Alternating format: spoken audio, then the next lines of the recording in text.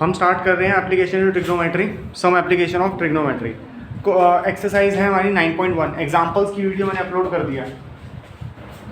Exercises 9.1 right. Question क्या कह रहा है, ध्यान से सुनते जाएंगे, क्वेश्चन फटाफट इसके अंदर कर लेंगे। A circus artist is climbing a 20 metre long rope. 20 metre लंबी रस्सी के ऊपर जो सर्कस में जो लड़के काम करते हैं उनकी बात कर रहे हैं। which is tightly stressed and tied from the top of a vertical pole to the ground। देखो जी, इसका फिगर जो है ऑलरेडी गिवन है हम लोगों को, तो इसमें ज़्यादा टेंशन लेने की जरूरत है नहीं, ठीक है। यहाँ पे 30 डिग्री है। क्वेश्चन को अंदर से समझो, कहना क्या चाहता है। ये मत समझो कि मेरे पास वैल्यू है, मेरे पास डिग्री आ गई, मेरे पास ये है वो है, कर लो, नहीं। क्वेश्चन समझो, क्योंकि एप्लीकेशन है ये। क्या है? एप्लीकेशन। खाली ये थोड़ा इसमें 25-30 क्वेश्चन है हमारे पास एक्सरसाइज में, खाली वही क्वेश्चन आने हैं, ऐसा नहीं है। क्वेश्चन तो किसी और टाइप का भी आ सकता है ना इसमें, तो उसी को ध्यान से समझो। तो क्या कह रहा है कि जो लड़का है वो ऑब्वियसली सी पॉइंट पे है, और जो रॉप है पोल है, ये पोल के कहाँ है? टॉप पे बंधी हुई है टाइटली, ठीक है। ढीली क्यों नहीं है? अगर ढीली होती तो वो 20 मीटर झूले खा खा के आती, ठीक है। टाइट है 20 मीटर की। उससे अब क्या होगा कि उन्होंने हमें बताया कितने एंगल पे वो टाइट किया है, 30 डिग्री के एंगल पे वो टाइट किया है, ठीक है। आगे find the height of the top. Pole की हाइट निकालनी है, मतलब ए भी निकालना है, ठीक है। तो हमारे पास एंगल है, एंगल सी, और निकालना क्या है? पी। एच है हमारे पास, तो परपेंडिकुलर है हमारे पास? नो, नहीं है।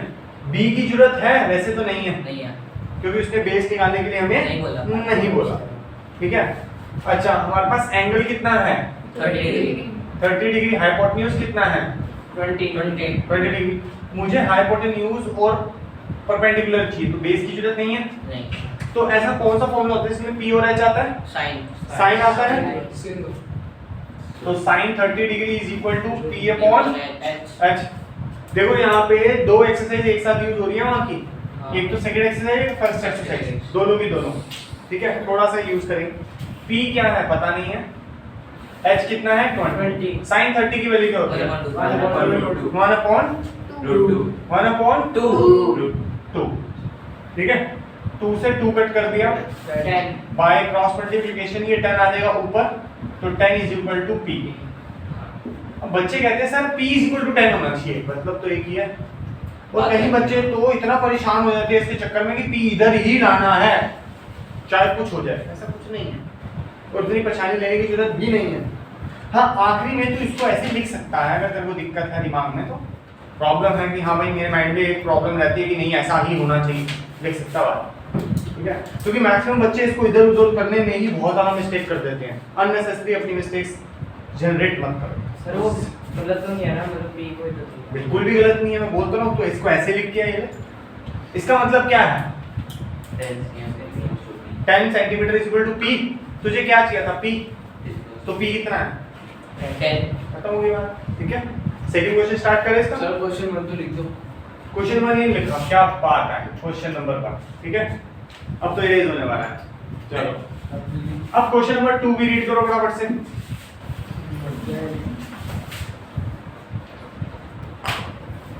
देखो जैसे मैं छोटे छोटे गिवन लिख रहा हूँ ना, ऊपर पी है बी है, वो लिखा करो, हाँ, क्लियरिटी रहती है माइंड में। कह रहा है tree breaks due to the storm and the broken part bends so that the top of the tree touch the ground making the angle 30 degree with it। Question समझो, मेरे पास एक पेड़ था, ठीक है। वो पेड़ यहाँ से टूट गया, टूटने के बाद ये बेंड हो गया लाइक दिस, तो मतलब ये डायग्राम बना ऐसे, और उसके बाद क्या हो गया, इसकी शाखाएं टूट गई लाइक दिस। सर ये कैसे टूट गया? टूट जाता बीच में से, क्या हो गया? ड्यू टू द स्टॉर्म लिखा होगा ना, टूट गया। अब इसमें जो ग्राउंड से एंगल बनाया दैट इज 30 डिग्री, इसको साफ साफ बना ले। अब तो मैंने ट्री बना के दिखाया, तो ये है बचा हुआ ट्री, ये है टूटा हुआ ट्री। टूटा हुआ ट्री कितना एंगल बना रहा है? 30 डिग्री का एंगल बना रहा है। The distance between the foot of the tree to the point where the top touch the ground. कह रहा है जो ट्री का टॉप है वो नीचे आ गया, और जहां पे ग्राउंड से ये ट्री लगा हुआ है वहां से लेकर इस टॉप तक का डिस्टेंस इज 8 मीटर। मतलब कि मेरे पास क्या है? बेस। मैं क्वेश्चन नंबर 2 लिखूंगा जी मेरे पास बेस है 8 मीटर, एंगल है 30 डिग्री। चाहता क्या है हमसे, कह रहा find the height of the tree. अब समझो, जो ट्री की हाइट थी वो क्या थी, ये प्लस ये, ठीक है, ए प्लस बी थी। ए आज की डेट में मेरा परपेंडिकुलर है और बी आज की डेट में हाइपोटेन्यूज है, और मुझे टोटल हाइट अगर चाहिए ट्री की तो मुझे क्या P प्लस H करना पड़ेगा। हाँ सर। इसका मतलब मुझे P भी चाहिए और H भी चाहिए। तो पहले एक काम करते हैं, P निकाल लेते हैं, H तो निकल ही जाएगी पाइथागोरस से, tan की फॉर्मूला है। तो लगाएंगे हम लोग tan 30 tan 30 डिग्री। इसका नाम दे दो, एक काम करो, ठीक है, QRS, ठीक है, लिख दो in triangle QRS tan 30 degree is equal to B upon H. P upon B। अच्छा सॉरी, बड़ा फॉर्मूलाज नहीं आता तो भाई यार ट्रिग्नो नहीं आती तो सबसे इजी चैप्टर भी तुम खराब कर लोगे। और ट्रिग्नो भी कहते हैं ना फर्स्ट और सेकंड एक्सरसाइज हमारी बहुत स्ट्रांग है, दिख रही है स्ट्रांगनेस, स्ट्रेंथ दिख रही है कितनी है। P क्या है नहीं पता, B कितना है 8, tan 30 कितना होता है 1 1 अपॉन तो 8 ऊपर आएगा 8 अपॉन रूट 3 इज P। क्या तेरे को P पूछा उसने, नहीं आंसर इज नो। P क्यों निकाला है, क्योंकि P प्लस H करूंगा तब आंसर आएगा। तो P तेरे से नहीं पूछा तो इसको पॉइंट में नहीं करेगा, इसको ऐसे कैसे ही रहने दे। अगर ये खाली P पूछता तो आपको रैशनलाइज करना पड़ता है इसको रूट 3 को, ठीक है, ये रूट 3 है, इसको ऊपर बचाना पड़ता। अब लिखते हैं अगला, देख इसका एक और तरीका है निकालने का। अगर पाइथागोरस थ्योरम लगाने का मन नहीं है, ऊपर देखो, तो sin 30 degree is equal to P upon H। sin 30 की वैल्यू क्या होती है 1 अपॉन 2। P की वैल्यू क्या होती है, P की वैल्यू है 8 अपॉन रूट 3। H कितना है H है निकालना है, तो बाय क्रॉस मल्टीप्लिकेशन H को ऊपर भेज दो, H upon 2 is equal to 8 upon root 3। इस 2 को इधर ले आओ, 16 तो क्या हो जाएगा H is equal to 16 upon root 3। अब हमें हाइट निकालनी है, height of tree is equal to P plus H। ऊपर देखो यस सर P और H को प्लस कर देंगे, P कितना है 8 upon root 3 plus hypotenuse root 3 कितना हो गया 24 अपॉन रूट 3। सर अब कैसे करें, अब इसको रैशनलाइज कर दो, वही तो क्या बन जाएगा 24 रूट 3 अपॉन 3।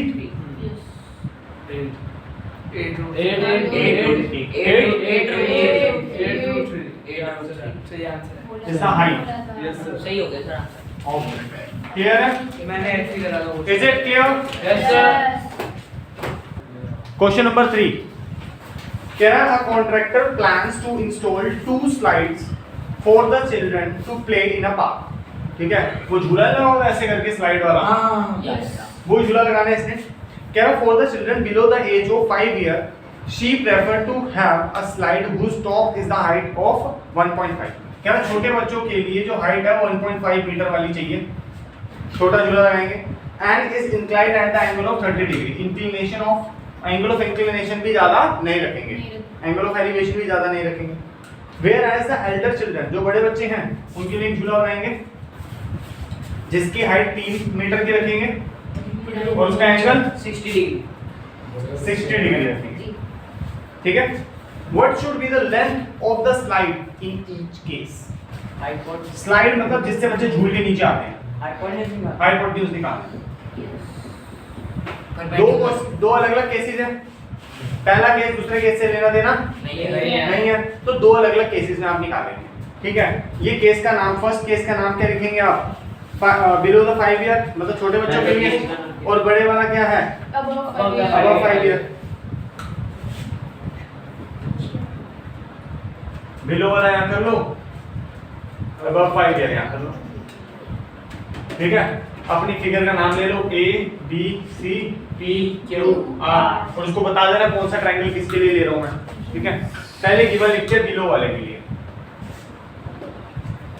कौन सा triangle, in triangle ABC, height angle कितना है 30 डिग्री। पहले तुम गिवन लिखा करो। ठीक है, एंगल 30 डिग्री परपेंडिकुलर 1.5 मीटर। निकालना क्या हाइपोटेन्यूज, हाइपोटेन्यूज निकालने के लिए साइन का फॉर्मूला लगा लें, साइन 30 डिग्री लिखेंगे in triangle A B C sine 30 degree is equal to P upon sine 30 degree. 1.2 P कितना है, 1.5 एच कितना है, ठीक है, H is equal to H is equal to 1.5 into 2 कितना हो गया 30 अपॉन 10 विच इज 3 क्लियर। हाइपोटेन्यूज निकला है इसकी, ये 3 है। अब अबव वाले की थीटा कितना 60 डिग्री, पी कितना 3 मीटर, एच निकालना है in triangle P Q are. ये वाला ट्रायंगल है हमारे पास, sin 60 रुक जा इतनी तेज नहीं लिखा। Angle 60 degree, perpendicular 3 metre, triangle P Q R. अब चलो साइन क्यों लगा रहे हैं, क्योंकि पी और एच का फॉर्मूला है, कॉस सेक भी लगा सकते हो, ठीक है, फॉर्मूला बस याद होना चाहिए उसका और वैल्यूज भी। साइन 30 डिग्री 60 होगा। Very good, 60 sine 60 degree is equal to P upon 60 degree. क्या बात है, पी कितना है, एच कितना है, निकालना है। तो अब ध्यान से देखो एच उधर ले जाओ और ये पूरा उधर कर लो। एच इज इक्वल टू 3 है, ये ऊपर जाएगा इंटू 2, नीचे जाएगा √3। बोलो हाँ या ना। इसको इससे कट करूंगा √3 आएगा। समझा, सही किया, ये पूछ लो कैसे किया। समझ गया 2√3 होगा। 2√3 यहाँ से पहले ये देखो, अगर 3 की बात करें तो 3 के अंदर 2 √3 होते हैं। हाँ अगर इसमें से एक √3 कट कर दे तो एक बचा ना, ये यहाँ पे वो समझा, ठीक है। तो this is the answer for the second one, ठीक है। 2√3 सेम ही है वो तो √2 पॉइंट है ना। अब हमारे पास क्वेश्चन नंबर 4 था, क्या कह रहा है सुनो। द एंगल ऑफ एलिवेशन, पहली बार इसने एक वर्ड यूज किया एंगल ऑफ एलिवेशन। वो क्या होता है मैंने आपको लास्ट क्लास में समझाया था, मतलब नीचे से इंसान कहां देख रहा है, ऊपर। और जो ऊपर जिस एंगल से देख रहा है that is what we call the angle of. Elevation. तो ऊपर देख रहे हैं तो एंगल है 30 डिग्री का, क्वेश्चन ने बोला है। कहते हैं the angle of elevation of the top of the tower from the point on the ground. Ground में एक पॉइंट है, उससे ऊपर की तरफ देख रहा है टावर पे। टावर क्या है, RQ एक टावर का नाम है, ठीक है ना। टॉप पे देख रहा R पे मतलब, कहता है which is 30 metre away from the foot of the tower. जो ये पॉइंट है वो 30 मीटर दूर है इस टावर से, ठीक है। टावर का जो पॉइंट है, टावर जो है उस पॉइंट से 30 मीटर दूर है, मतलब बेस पता लग गया। चाहिए क्या उसको, हाइट ऑफ द टावर। खत्म, tan 30 हाइट मतलब परपेंडिकुलर है हमारे पास, परपेंडिकुलर नहीं है। हाइट हाइपोटेन्यूज है, चाहिए ही नहीं है। बेस है, डिग्री है, चल भाई। अब P और B का रिलेशन चाहिए तो क्या लगेगा, वेरी गुड। बस in triangle PQR tan 30 degree is equal to P upon B। P क्या है पता नहीं, B क्या है 30, tan 30 डिग्री क्या होता है 1/√3। ये इधर जाएगा बाय क्रॉस मल्टीप्लिकेशन। और P को एक काम कर दो, इसको रहने ही दे, सही है सर, सही है। ठीक है। इसको इधर ले आ, 30/√3। इसको इससे कट करोगे तो आंसर आएगा 10√3 इज इक्वल टू P। 10√3 ठीक है, कैसे आया मैं समझा देता हूँ। सर ऐसा नहीं शुरू 30 था, वो नहीं करा। समझ ना। दूसरी ट्रिक है, मेरे पास 3 × 10 को 30 लिखते हैं। इस 3 के अंदर 2√3 होते हैं, हाँ समझ गया, अपॉन में √3 था। समझ गया। अभी 10 मिनट पहले करवाया था ये काम। 10 मिनट आया। समझ गया। क्लियर है, डन है, इरेज कर दें। चलो इजी चल रहे क्वेश्चंस, सिक्स्थ भी इजी है। कर लेते हैं फटाफट से, फिर इजी है ना। फिर बस फिफ्थ क्वेश्चन देखो। फिफ्थ क्वेश्चन कह रहा है a kite is flying at a height of 60 metre above the ground. एक पतंग उड़ रही है 60 मीटर ऊपर।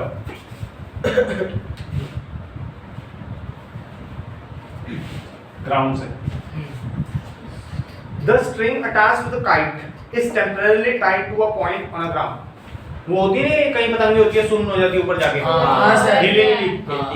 तो ऐसे ही 15 अगस्त को उड़ा रहे थे, अच्छा दुनिया खाली हो गई, रात हो गई, मन नहीं कर रहा उसको छोड़ने का और खींचने का ही मन नहीं है, तो हम लोग छत पे या ग्राउंड पे से उड़ा रहे थे, वहीं पे बस बांधा है, ठीक है, टेम्परेरी टाई करा है उसको। अब ऊपर देखो ध्यान से, तो ये पतंग की जो स्ट्रिंग होगा ऐसा होगा लगभग, होता है ऐसे ही। ऐसे होता है, ऐसे तो नहीं उड़ती ना पतंग, नहीं नहीं नहीं। उसको छोड़ दो तो नीचे करके एक एंगल बना लेती है। वो एंगल कितना है इस पतंग का, कहता है string attached to the kite is temporary tied to a point on the ground, the inclination of the string with the ground is 60 degree. Angle कितना है 60 degree 60 degree. Find the length of the string, मतलब hypotenuse hypotenuse. कह रहा है इस string के अंदर कोई भी स्लैक नहीं है, कोई भी बेंडिंग नहीं है। क्यों होगी, जब पतंग खींच रखी है तो बेंडिंग होगी नहीं। सुनो पतंग है तो ऐसे ही सन ऐसे ऐसे होती है बड़ी मुश्किल से। हाँ। और वो भी स्ट्रेच होगी वो, ठीक है ना। ये होता क्या है, जब हम पतंग उड़ाते हैं तो स्ट्रिंग ऐसा कभी नहीं होता, वैसे ऐसा होता है, हाँ लटक के रहा। थोड़ा थोड़ा लटक के जाता है वेट की वजह से वेट की वजह से। अच्छा। उस हाई हाई वेट है, इसके ऊपर प्रेशर भी लग रहा है, तो वो ऐसे जाता है। वो कह रहा है लेकिन आप मत मानो ऐसा है, सीधा। आप मानो सीधा है वो, ठीक है, बहुत तेज हवा ढल रही है, आपने पकड़ के रखा हुआ उसको, सीधा उड़ रहा है। हमने बोला ठीक, लिखा हुआ है, स्पेशली लिखा हुआ है, assuming that there is no slack in the string, उसके अंदर कोई भी झूला नहीं बना हुआ, एग्जैक्ट स्ट्रेट है, क्योंकि वो लेते हैं ना तो उसकी वजह से हमारी कैलकुलेशन नहीं हो पाती। तो अब हम क्या करेंगे जी, हमारे पास परपेंडिकुलर है जी, बिल्कुल 60 मीटर है, हाइट है, नहीं। हाइट Height ये तो नहीं, है। हाइपोटेन्यूज है नहीं नहीं। है, एंगल है। है। अब P अपॉन H किसका फॉर्मूला होता है, सिंथिक Side height. 60। In triangle PQR, ठीक है। sin 60 degree is equal to P upon H, कितना होता है, √3 अपॉन 2। P कितना है 60 H कितना है? निकालना 40 ठीक है, H ऊपर ले जाते हैं। अब ये 2 इससे जाएगा, 60 इंटू 2 अपॉन में √3। समझ गया। ध्यान से और अच्छे से समझ इसको, भावुक नहीं हो जाना, देख के मल्टीप्लाई कर दो, 120 लिख दो, समझ रहा। 60 को 3 इंटू 20 इंटू 2 लिख सकता हूँ, बाकी वाले को। और ये 3 है, इसमें 2 √3 होते हैं, हाँ। एक को उड़ा दूं, √3 कितना 40 √3। आपका मन नहीं है, मैक्सिमम टीचर आपको रैशनलाइज करके दिखाते हैं, आप वो भी कर सकते हो। ये एक स्टेप बढ़िया वाली चीज है, मतलब ऊपर वाली बात। फिफ्थ क्वेश्चन इजी है, Yes. डन।